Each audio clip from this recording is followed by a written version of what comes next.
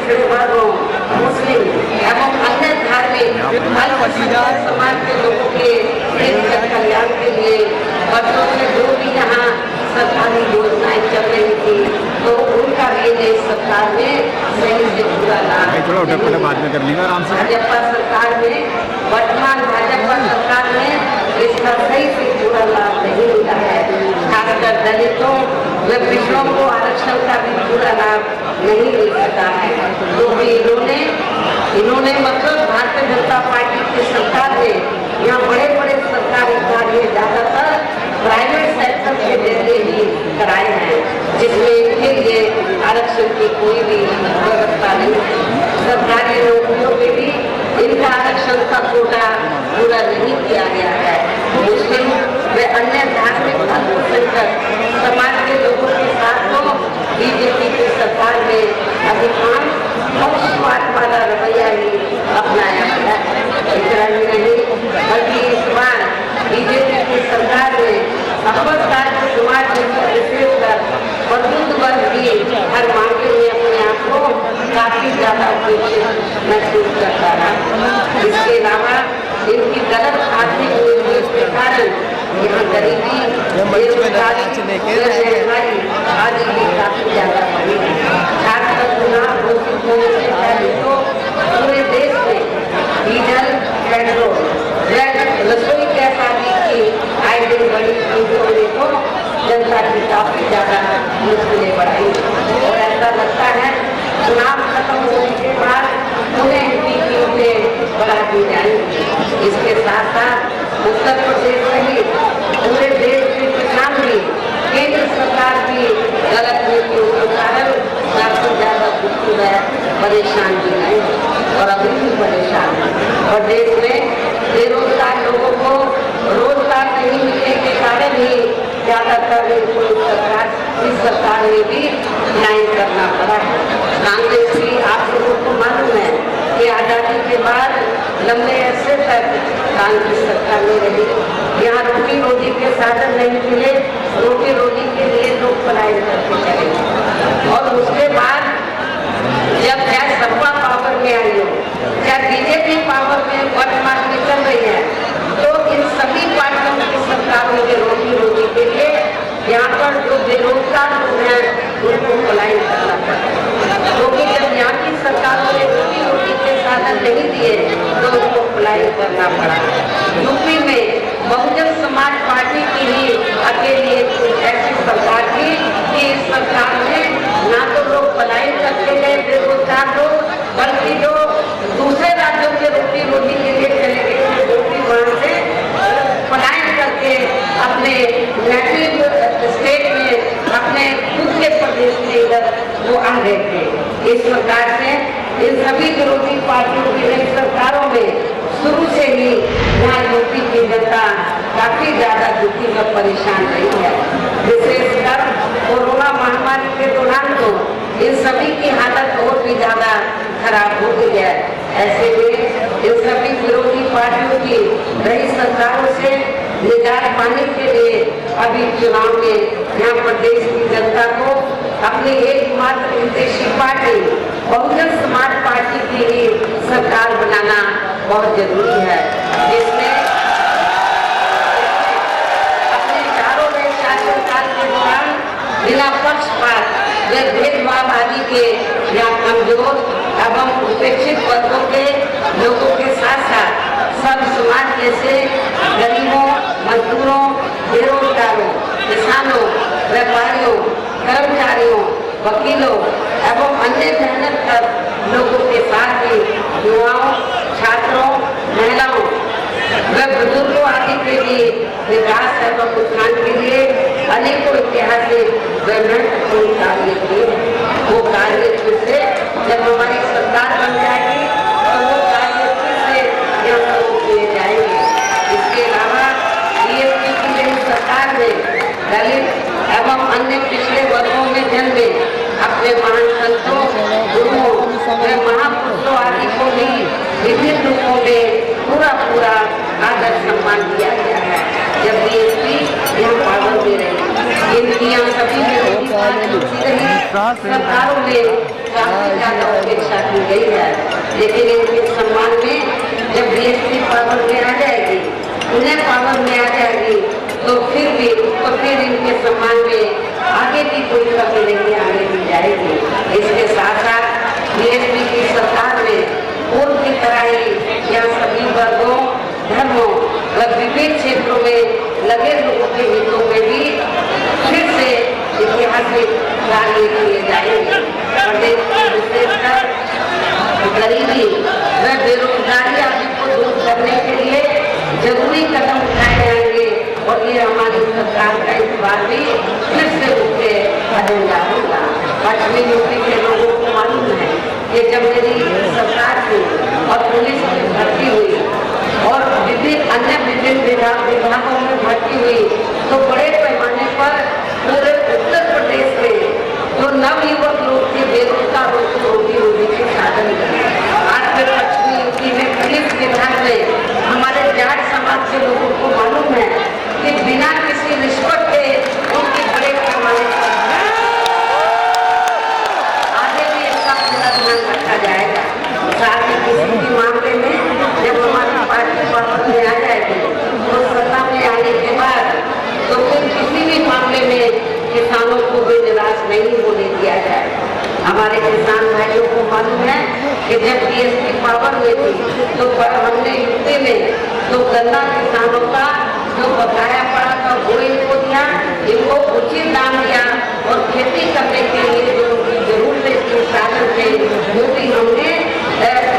सस्ते दामों सस्ते मुहैया कराए। ये भी हमारे किसान भाइयों को मालूम है और पश्चिमी यूपी के किसान को आज याद करते हैं कि जब बीएसपी पूरा काम मिलता था, बकाया पूरा उनको मिल गया था। मेरे ख्याल 5 साल में भारतीय जनता पार्टी की सरकार ने तो गन्ने का जो दाम है मेरे ख्याल को बराबर नहीं बढ़ाया है, इसलिए किसान बड़े निराश है। लेकिन जब बीएसपी पावर में आ जाएगी तो किसानों को निराश नहीं किया जाएगा। मैं पश्चिमी यूपी के किसान भाइयों को ये विश्वास दिलाना चाहती हूँ। इसके अलावा ये भी बताना चाहती हूँ कि आपके यहाँ जो भी स्थानीय समस्याएं होगी तो उन्हें भी दूर करने का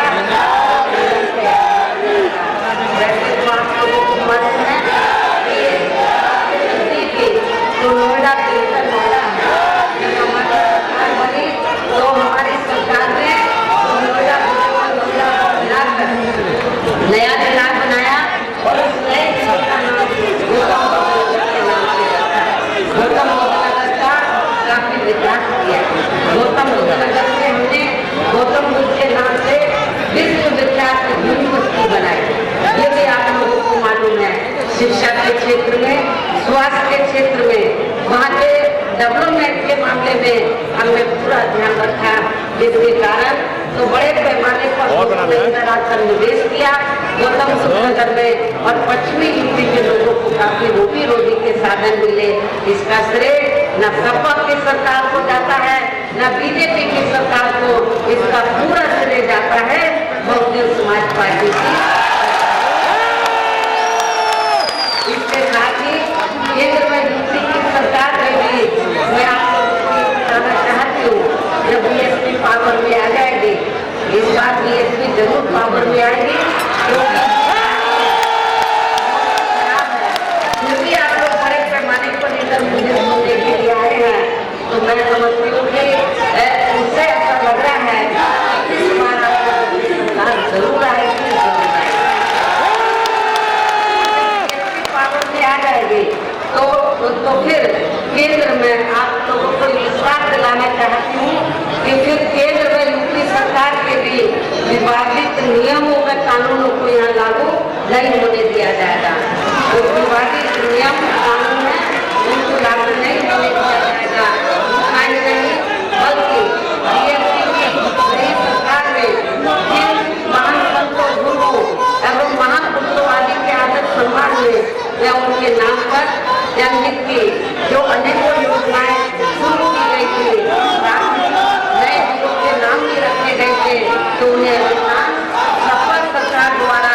बदल दिया गया है, जिससे उनके प्रति इनकी भीड़ में जातिवादी मानसिकता भी साफ झलकती है तथा जिन्हें फिर बीएसपी की सरकार बनने पर जरूर बहाल कर दिया जाए। इसके साथ साथ बीएसपी की रही सरकार ने सर्व समाज के व विभिन्न क्षेत्रों में लगे लोगों के हितों में जो अनेकों महत्वपूर्ण व ऐतिहासिक फैसले लिए गए थे, जिन्हें सत्ता परिवर्तन होने पर बाद में सपा व बीजेपी की सरकार ने कर दिया है, तो उन्हें फिर से शुरू किया जाएगा। इसके साथ ही बीएसपी की सरकार बनने पर यहाँ बीजेपी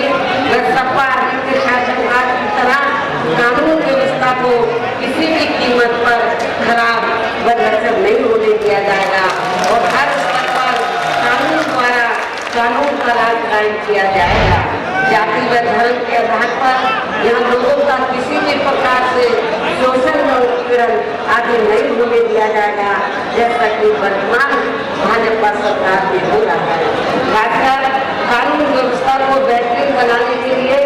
विशेष अभियान के तहत व दलगत राजनीति के ऊपर उठकर यहाँ गुंडों, बदमाशों, माफियाओं व अन्य आपराधिक एवं अराजक तत्वों को भी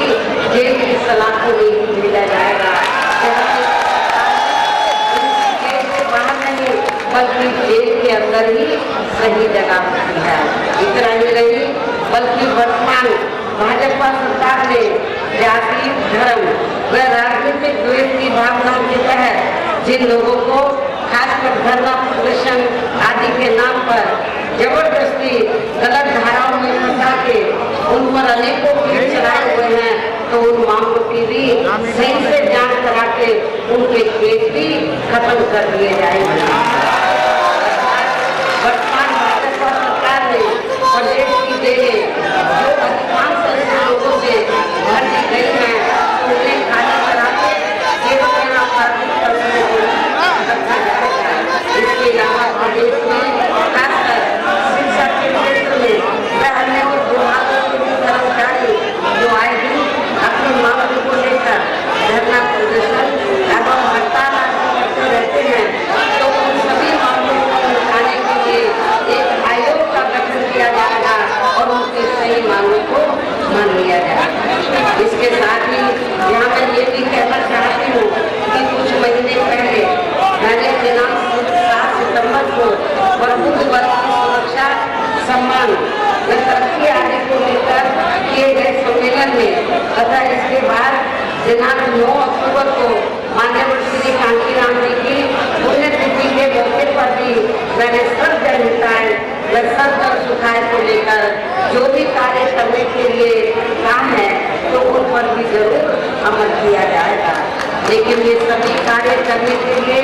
इस चुनाव में यहाँ बीएसपी की सरकार बनाना बहुत जरूरी है। बीएसपी की पूर्ण बहुमत की सरकार बनाना बहुत जरूरी है, जिसके लिए पार्टी के लोगों को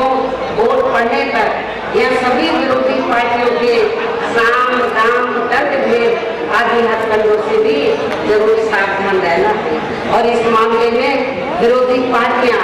चुनाव होने से कुछ समय पहले व चुनाव के दौरान भी अपने अपने पक्ष में हवा बनाने के लिए खासकर मीडिया या ओपिनियन पोल एवं सर्वे आदि का जो बड़े पैमाने पर गलत इस्तेमाल करती हैं, तो उससे आप लोगों को बिल्कुल भी गुमराह नहीं होना है। जैसे आप लोगों को मालूम है कि जब सन 2007 में यूपी में विधानसभा के लिए आम चुनाव हो रहे थे, तो उस दौरान तो ओपिनियन पोल और सर्वे मीडिया के लोग ओपिनियन पोल और सर्वे क्या दिखा रहे थे सन 2007 के विधानसभा चुनाव में कि बीएसपी ये दिखा रहे थे। लेकिन जब रिजल्ट आया तो रिजल्ट पलट गया, उल्टा हो गया और जिसको तीसरे नंबर पर बीएसपी को कह रहे थे, बीएसपी पहले नंबर पर आ गई, जिसको पहले नंबर पर कह रहे थे। तो आप लोगों को पूरी मेहनत करके रात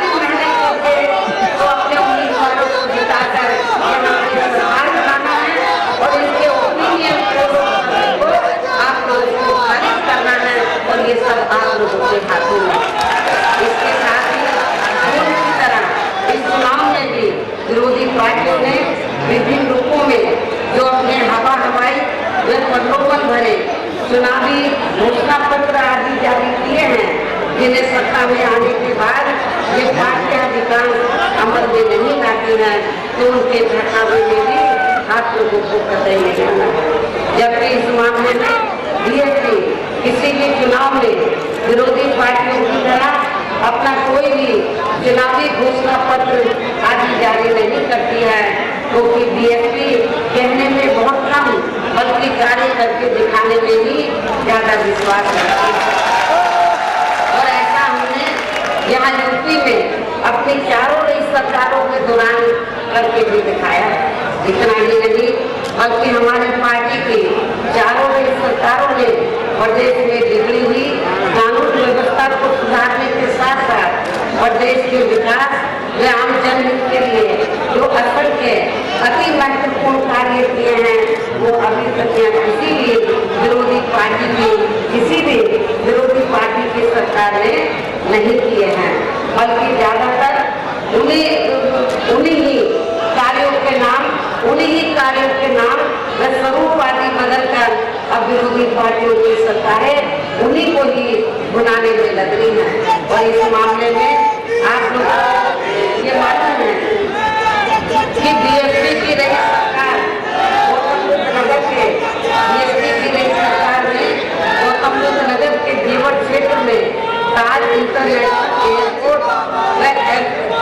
एविएशन हब एवं नोएडा से बलिया तक 8 लेन की गंगा एक्सप्रेसवे आदि परियोजनाओं के द्वारा यूपी में रोजगार व विकास को नया आयाम दे रही थी जब बीएसपी की सरकार, आप लोगों को मालूम है। लेकिन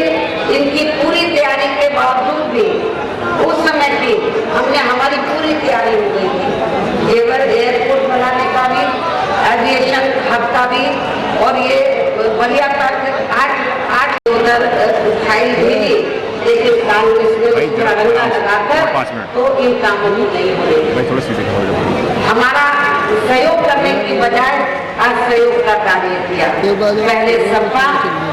अब भाजपा सरकार का कार्यकाल गुजरने के बाद हमारी पार्टी जब सत्ता से बाहर हो गई, उसके बाद सपा पावर में आई, बीजेपी पावर में आई। पहले सपा और अब भाजपा सरकार का कार्यकाल गुजरने के लगभग 1 दशक बाद इन महत्वाकांक्षी योजनाओं का शिलान्यास हुआ है, केवल शिलान्यास हुआ है, जबकि विकास के ऐसे कामों को समय से शुरू होकर अब तक पूरा भी हो जाना चाहिए। किंतु अब चुनाव के समय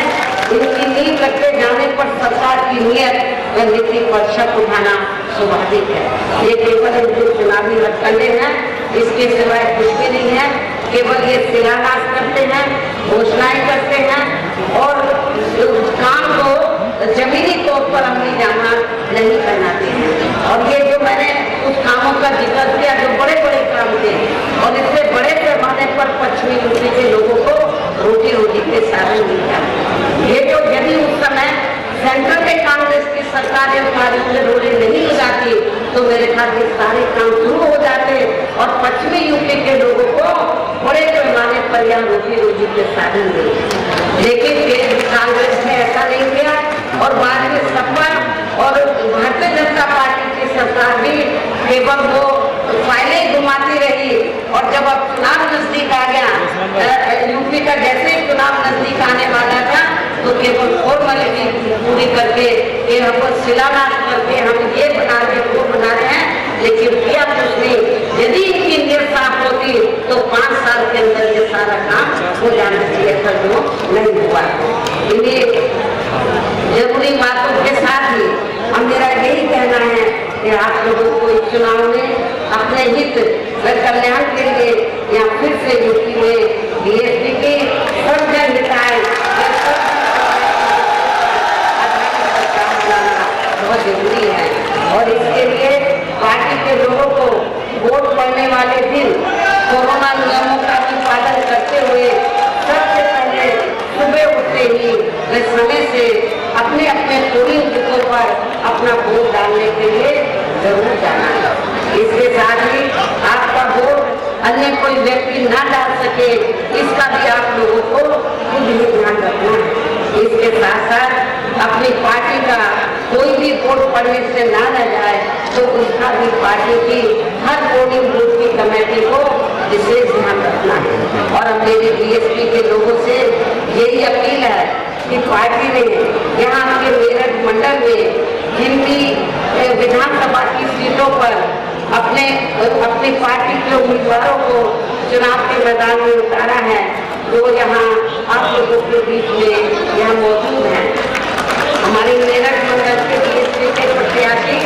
तो यहाँ आपके सामने इधर मंच पर मौजूद हैं। मेरी आप लोगों से जोर अपील है कि मेरठ मंडल के बीएसपी के इन सभी प्रत्याशियों को आप लोग वोट वाले दिन अपनी पार्टी के हार्दिक चुनाव के सामने वाले बटन को दबा के इनको आप लोग जरूर जिताएंगे। और फिर से आपको यहाँ सन 2007 की तरह ही बीएसपी की अपनी पूर्ण बहुमत की सरकार जरूर बनाना है। सभी के अमन के कायम होने के साथ साथ यहाँ सभी धर्मों व वर्गों के लोगों का भी सही से विकास का उत्थान आगे हो सकता है। साथ ही यहाँ अन्याय, अपराध है व भ्रष्टाचार एवं विकास युक्त वातावरण भी पैदा हो सकता है। कभी फिर यहाँ परम पूज्य बाबा साहब डॉक्टर भीमराव अम्बेडकर एवं मान्यवर श्री कांशीराम जी आदि का भी सपना सही साकार हो सकता है। इस उम्मीद के साथ ही मेरा यही कहना है कि अब आपको जो मैंने एक नारा दिया है, अब आपको हर पोलिंग बूथ को जिताना है, बीएसपी को सत्ता में हर पोलिंग बूथ को जिताना है, बीएसपी को सत्ता में इस विश्वास के साथ ही अब मैं पुनः अपनी पार्टी के सभी उम्मीदवारों को जिताने की पुरजोर अपील करते हुए अपनी बात यही समाप्त करूं। लेकिन इससे पहले मैं आप लोगों से ये दरखास्त करना चाहती हूँ कि अब वोट पड़ने के लिए समय बहुत कम रह गया है। तो वोट पड़ने तक तो विरोधी पार्टियां किस्म किस्म के साम दाम दंड भेद हथकंडे इस्तेमाल करके तो आप लोगों को गुमराह करने का ये विरोधी पार्टियां प्रयास करेंगी। लेकिन आप लोगों को गुमराह नहीं होना है, बल्कि आप लोगों को तो मेरठ मंडल की जितनी विधानसभा की सीटें हैं, हर विधानसभा में तो हमारी पार्टी ने जो पोलिंग बूथ की कमेटी बनाई है, तो हर पोलिंग बूथ की कमेटी की जिम्मेवारी बनती है कि वो सेक्टर और विधानसभा की कमेटी की देखरेख में अपनी पार्टी के उम्मीदवार को जिताने का पूरा प्रयास करे। और मैं खास तौर से विधानसभा की कमेटी को, सेक्टर की कमेटी को और पोलिंग बूथ की कमेटी से को जो अपील करती हूँ, यदि आप लोग इस चुनाव में अपनी जिम्मेवारी को ईमानदारी से